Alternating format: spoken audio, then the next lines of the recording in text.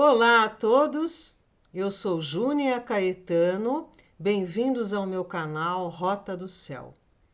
Hoje eu vou contar algumas coisas para vocês sobre a Lua e o eclipse que vai acontecer dia 20 de abril, no último grau de Áries. No vídeo anterior eu comentei que a primeira lua nova do ano foi ali a 1 grau, né, de Áries. E a última está sendo no último grau. E que toda essa energia ariana, que é regida por Marte, nos traz a força da conquista, da coragem e também da precipitação. E antes mesmo da gente compreender esse eclipse, é muito interessante a gente compreender o outro lado da Lua, aquilo que não se fala da Lua. Esse eclipse, ele é solar e é híbrido. O eclipse solar é quando é a Lua nova, que é um ponto de poder no tempo. O Sol e a Lua estão copulando, diziam os antigos. Tanto é que o céu ficava às escuras. E veja, esse eclipse vai ser dia 20 de abril, a 1h14, horário de Brasília. E por que ele é um eclipse híbrido? Porque ele vai começar como um eclipse anelar. Olha aqui, olha. É quando fica um anel, né, ali na sombra, na fusão, né, do tamanho do Sol, da Terra e da Lua. E aí, na metade do eclipse, ele vai ser total, né, como essa outra imagem aqui. E depois ele termina como anular ou anelar, né, conforme se diz. Bem, olha aqui a sombra do eclipse. Estão vendo aqui na imagem, no GIF? Vai pegar ali o leste da Austrália, Oceania, Papua, Filipinas, Nova Zelândia.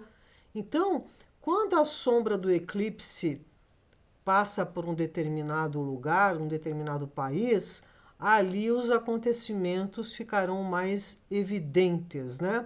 O eclipse ocorre aqui porque a Lua fica entre o Sol e a Terra. E é uma coisa extraordinária.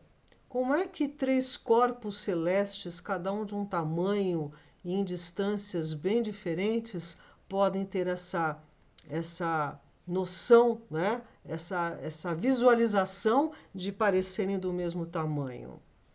Vocês sabem que a Lua tem 8 fases. A gente conhece a nova crescente, cheia e minguante, mas tem o quarto crescente, a crescente gibosa, minguante gibosa e quarto minguante. E a Lua ela é um calendário de 28 dias, 7 dias para cada uma das 4 fases principais da Lua, né? Então, os antigos contavam o tempo através do calendário. E de onde veio a nossa Lua, essa Lua tão misteriosa, um satélite tão desproporcional em tamanho com relação à Terra, comparado a outros satélites de planetas muito maiores como Júpiter e Saturno e por aí afora?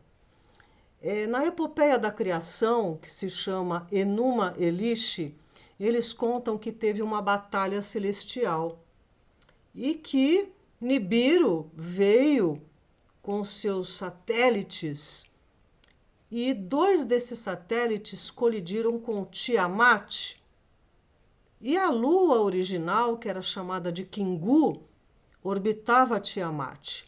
Ela foi retirada da sua órbita. Um pedaço de Tiamat virou o nosso planeta Terra. Tiamat era pura água, era um planeta aquoso, ele era chamado de dragão. Veja que a nossa Terra tem muito mais água do que terra mesmo, né? E parte do que era Tiamat virou o cinturão de asteroides. E essa Lua, Kingu, passou a orbitar a nossa Terra. Olha aqui uma imagem da NASA bem de longe.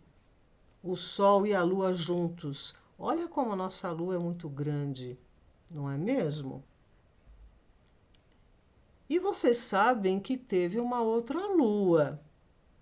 Essa nossa Lua aqui é a Lua terciária, se não me engano, vai para...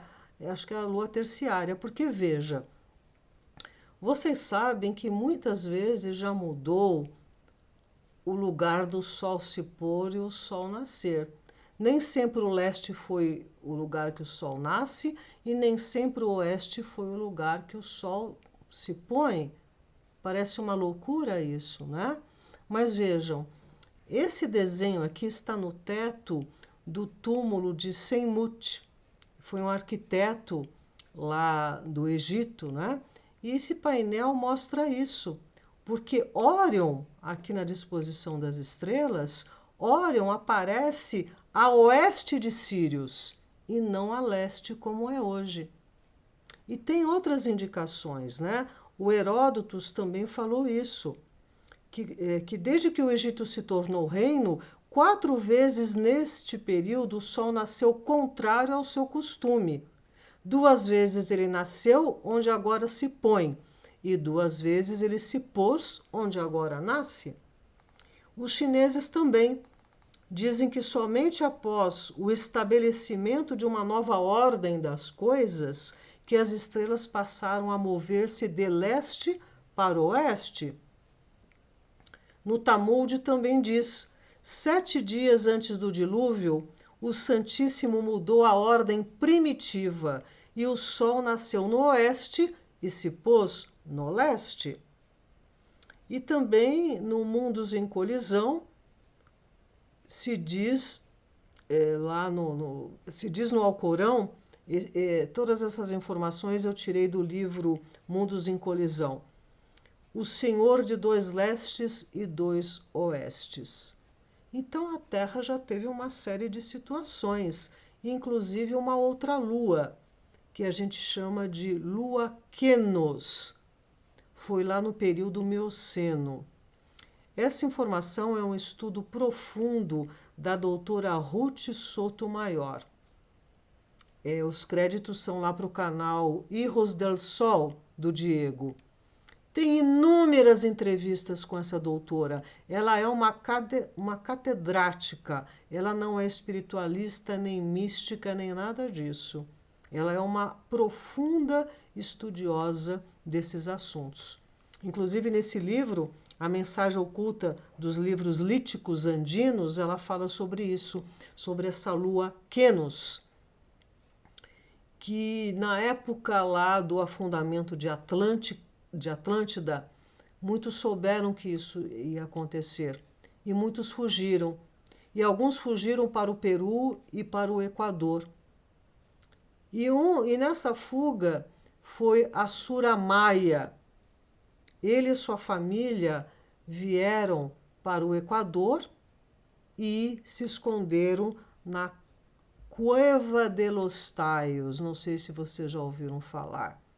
É fascinante tudo isso. Juan Morix foi quem descobriu. E ele fez várias expedições lá. Inclusive, uma delas foi com o pessoal da NASA, o Armstrong, aquele astronauta, também foi, o Van Daniken também esteve lá. Agora, o Morix não mostrou o salão principal. Inclusive, ele demoliu, ele fechou uma passagem para que ninguém visse o que ele viu. Ele encontrou lá, num grande salão, um túmulo, digamos assim, de um gigante maia, que era o guardião ali de uma biblioteca metálica, que vocês vão ver. Olha aqui como se faz para descer na Cueva de los Tallos. São 70 metros de profundidade e está a 800 metros acima do nível do mar. E Morix, ele teve muita amizade com os indígenas que os levaram nessa cova, lá em Los Tallos.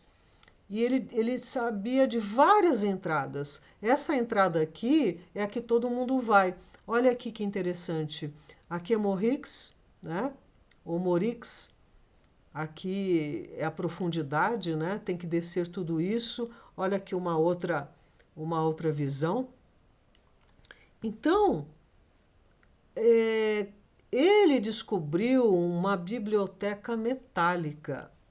Aqui está uma imagem, né, bastante aproximada de como ele encontrou tudo isso quando ele chegou lá.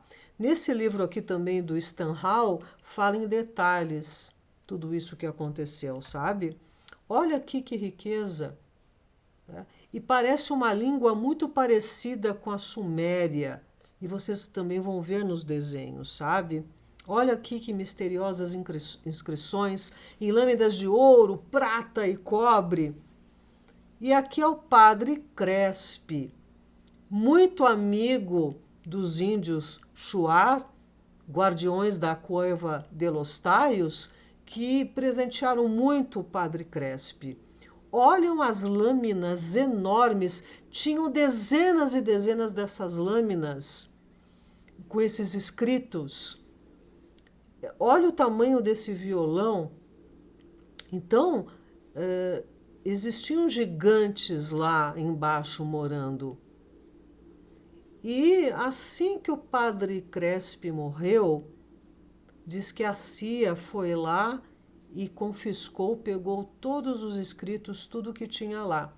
E um pouco antes disso também, o museu pegou fogo, sabe? Tinha muita gente que não queria que esses segredos fossem revelados, não é? E olha que interessante como parece uma peça da Suméria. Isso foi encontrada na Cueva de los Taios. Dados ao padre Crespi, olha que coisa interessante, tudo isso em chapas de ouro. Né? Impressionante isso. Então, vejam aqui essa coroa gigantesca também lá encontrada, né? Então, aqui existiam sim gigantes numa época. Lá no Deuteronômio também se fala isso, né? Se adverte sobre isso. Tem várias passagens que comentam das terras dos gigantes aqui nesse nosso planeta. Inclusive, a expedição de Fernando de Magalhães, em 1522, ela encontrou gigantes na Patagônia. Viu um barco cheio de gigantes, pegadas. Tem registro disso. Patagônia quer dizer isso, né? Pessoas de patas grandes, né? Pessoas gigantescas.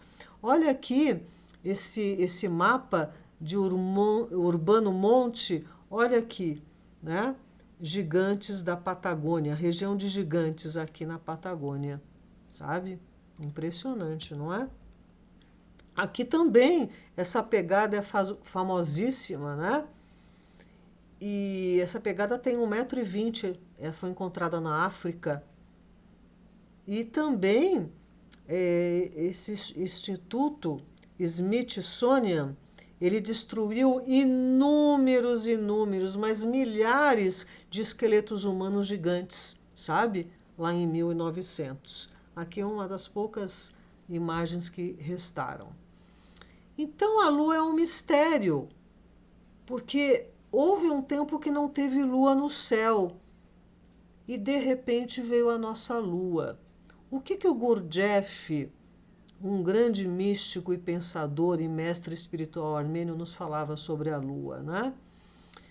Bom, a lua é muito estranha, ela é 4 vezes maior que Plutão. Muita gente acredita que a lua é artificial. E ela tem uma influência muito forte no nosso planeta, em tudo quanto é líquido. As marés, as seivas das plantas, o fluxo sanguíneo. A Lua influencia o humor e o psiquismo. A Lua tem a ver com a loucura. Inclusive, no mapa astrológico, a Lua tem a ver com o fluxo menstrual feminino de 28 dias. Na lua cheia se fala dos vampiros, dos lobisomens, não é? Então, como é que a Lua pode ter tanta influência assim nesse campo de frequência humano, além das coisas físicas, né? O Gurdjieff dizia que lá tem um laboratório e que a Lua se alimenta da energia psíquica dos viventes aqui da Terra e que essa energia era processada lá, sabe? O processo de aquecimento e crescimento da Lua está em íntima conexão com a vida e a morte sobre a Terra. E que todos os seres vivos, na hora da morte, eles liberam uma energia, a energia que os animou. Alma, anímico, vem daí, né? Alma é diferente de espírito. Então, que isso é recolhido por quem está dentro da Lua, não é? Então, toda essa energia é atraída como um imã para a Lua. E se a evolução da humanidade chegasse a passar de certo limite, ou para dizê-lo mais corretamente, se a evolução alcançasse um número de homens superior a certa porcentagem, este feito seria fatal para a Lua. Ou seja, a gente não iria estar mais alimentando essa Lua com as nossas emoções, sabe? Então, se conseguirmos desenvolver em nós mesmos uma consciência, uma vontade, porque a Lua tem muito a ver com a parte mecânica do ser humano. E quando a gente coloca as coisas no mecânico, no automático, a gente não está presente, a gente não está no momento, no aqui e agora, né? Então, se a gente conseguisse submeter em nós mesmos uma consciência, uma vontade, e se a gente submetesse essa vontade dessa vida mecânica a todas as manifestações mecânicas, a consciência e a vontade, então não seria possível fugir desse jugo da Lua. E vocês sabem que 2 missões Apolo tiveram uma experiência muito estranha. A Apolo 12, ela provocou uma colisão lá com a Lua de uma peça de 2,5 toneladas e meia. Foi o bastante para a Lua ficar ressonando, reverberando por 1 hora. Eles acharam estranho, porque algo só pode se reverberar se é oco. Aí a Apolo 13 tinha uma missão de provocar ali um atrito com uma peça com 15 toneladas. E deu um problema na missão e ela teve que ser abortada. Por que será, não é? Então, essa nossa Lua agora, depois de Kingu, depois de Kenos, ela é conhecida como Selene.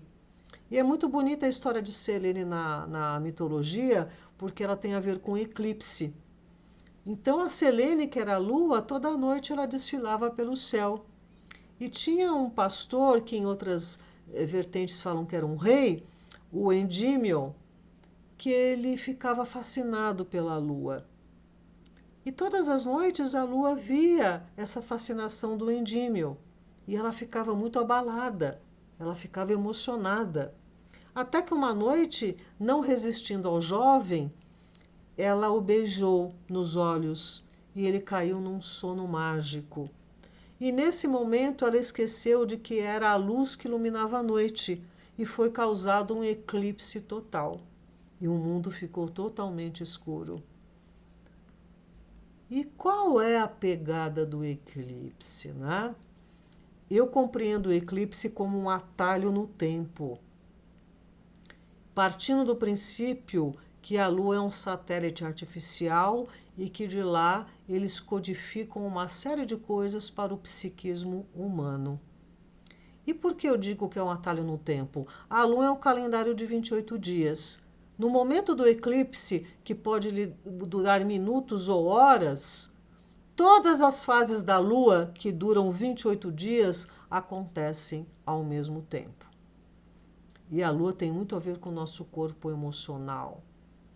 E as pessoas ficam muito mexidas nas mudanças de Lua, sobretudo a Lua cheia. Quem rege a Lua rege, melhor dizendo, na astrologia, Caranguejo. E a gente brinca que os cancerianos, eles são lunáticos, porque eles mudam de humores conforme as 4 fases da Lua. Por exemplo, segunda-feira é um dia atribuído à lua, que lá na antiguidade era um dia de reunir a família, cuidar das coisas da casa, era um dia mais era um dia mais íntimo. E hoje em dia o que a gente faz? A gente sai para trabalhar, a gente vai para fora, vai para o mundo. E veja que segunda-feira causa muito mau humor e as pessoas começam com má vontade, né? As suas atividades semanais. Então, o que é do eclipse? Ele revela aquilo que estava escondido no setor do mapa que ele for cair ali para você. Vai ser dia 20 de abril, a 1h14 e a 29 graus no último grau de Áries. O aspecto que esse eclipse faz mais forte é a quadratura com Plutão. Então, esse é um aspecto de muitas transformações. Muita coisa que estava escondida vai ser revelada em situações de países, na sua vida, no nosso Brasil. O Plutão, ele faz emergir segredos, coisas que precisam vir à luz da nossa consciência. Pode trazer também muitas disputas de poder, emoções profundas e, sobretudo, uma raiva contida, porque está em Áries. Então, você pode perceber bem no que vale a pena você investir para conquistar, lutar ou, como se diz, passar, né? Ou seja, no que vale a pena você concentrar a sua energia, porque o eclipse é uma lua nova, é uma lua de começo, de início. O que você quer iniciar de uma maneira transformadora, que promova uma limpeza, que promova um contato com o seu poder, com a sua força, com as suas possibilidades mais elevadas de realização. E, ao mesmo tempo, tendo que fazer uma faxina, uma limpeza, criando espaço para as coisas acontecerem.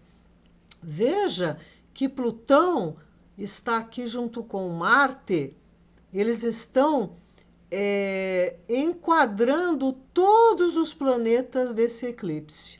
Tá vendo? Marte está aqui, Plutão aqui. Está todo mundo entre Plutão e Marte. E Plutão e Marte tem a ver com transformações, o Plutão, transformação profunda, o Marte em caranguejo, o que faz mais ainda as pessoas agirem de uma maneira emocional, às vezes até passional. Então é um momento de cura, de limpeza, de muitos potenciais e de muitas mortes e renascimentos. Então veja, para encerrar aqui, com relação ao que essa lua representa, vejam, é mais fácil, assim diz um cientista, lá o cientista Robin Brecht, é mais fácil explicar a inexistência da Lua do que sua existência. De tão maluco que é esse satélite, que à vista de muitos é artificial. Outro cientista diz, inclusive são dois autores de um livro, Quem Construiu a Lua, a sincronicidade da geometria e matemática entre Sol, Lua e Terra não se aplica a outros sistemas. E Raul Seixas já dizia, né? Quando eu compus, fiz ouro de tolo, os imbecis me chamaram de profeta do Apocalipse. Mas eles só vão entender o que eu falei no esperado dia do eclipse. Então vejam, né? O eclipse, como eu disse, ele traz a revelação, né? Nesse setor do seu mapa, onde você tem esse 29 graus de Áries, o que esse eclipse pode revelar para você que você ainda não sabe? Ou que você não quer ver? Ou que você faz vista grossa?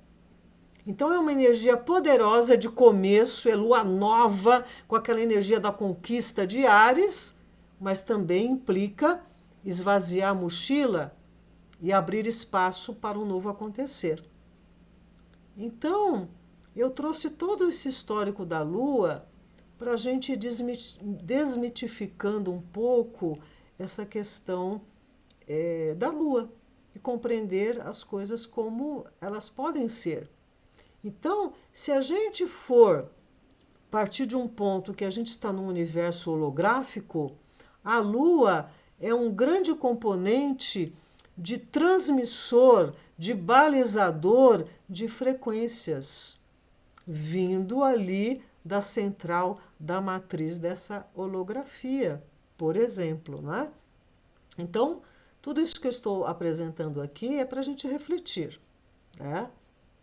E ver no nosso mapa o potencial desse eclipse, que vai revelar muita força e muita energia de ação e de coragem por estar em Áries. Ok, meus amados? Agradeço a companhia e se gostarem do canal, sugiro que compartilhem, que deem um like para o canal permanecer, ok? Então, um feliz eclipse para todos nós, né? Vamos nos abrir ao que precisa ser revelado. Até breve, meus queridos.